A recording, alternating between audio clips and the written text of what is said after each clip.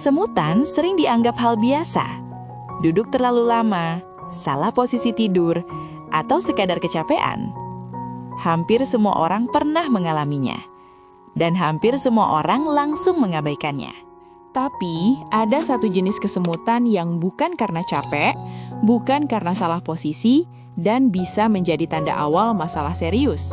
Masalahnya, kesemutan ini sering datang tanpa rasa sakit, sehingga banyak orang tidak sadar bahwa tubuhnya sedang memberi peringatan.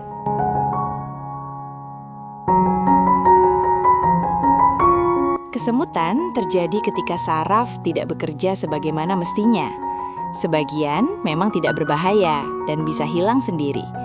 Namun pada kondisi tertentu, kesemutan adalah sinyal bahwa ada gangguan pada saraf, peredaran darah, atau aliran darah ke otak.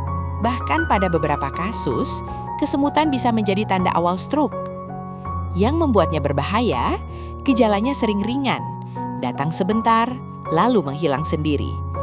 Dan karena itulah, banyak orang memilih untuk menunggu sampai suatu hari gejalanya datang lebih berat.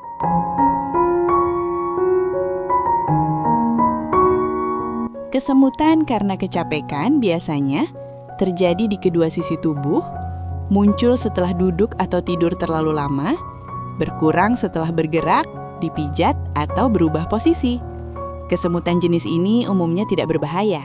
Namun kesemutan yang perlu diwaspadai biasanya terjadi hanya di satu sisi tubuh, disertai rasa kebas atau mati rasa, tidak membaik walau sudah bergerak, muncul tiba-tiba tanpa sebab yang jelas.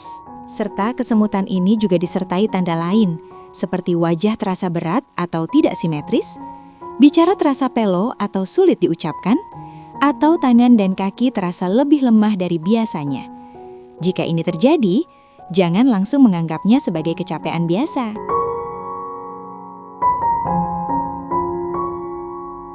Kesemutan yang muncul di satu sisi tubuh bisa menandakan bahwa aliran darah ke otak sedang terganggu. Dalam beberapa kasus, ini adalah peringatan awal sebelum terjadi serangan yang lebih berat. Tubuh sebenarnya sedang berbicara, memberi sinyal bahwa ada sesuatu yang tidak beres. Namun, seringkali kita memilih untuk menunda, berharap semuanya akan membaik dengan sendirinya. Padahal, pada kondisi tertentu, menunggu justru bisa memperburuk keadaan.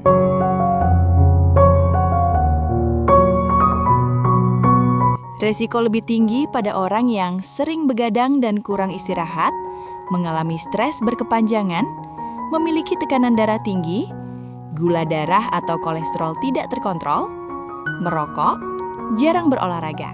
Yang paling beresiko bukan hanya mereka yang sudah sakit, tetapi juga mereka yang merasa dirinya sehat sehingga jarang memeriksakan kondisi tubuhnya.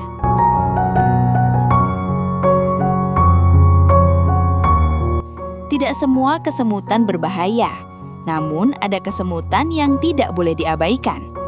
Mengenali perbedaannya bisa menjadi langkah kecil yang menyelamatkan hidup. Jika video ini bermanfaat, silahkan subscribe channel ini, Supaya Anda tidak terlambat mengetahui tanda-tanda penting kesehatan yang sering dianggap sepele. Dan jika Anda merasa video ini penting, silahkan bagikan ke keluarga atau orang terdekat. Karena satu informasi sederhana bisa menyelamatkan nyawa. Saya, Dr. Ayu, pamit. Wassalamualaikum warahmatullahi wabarakatuh. Salam sehat.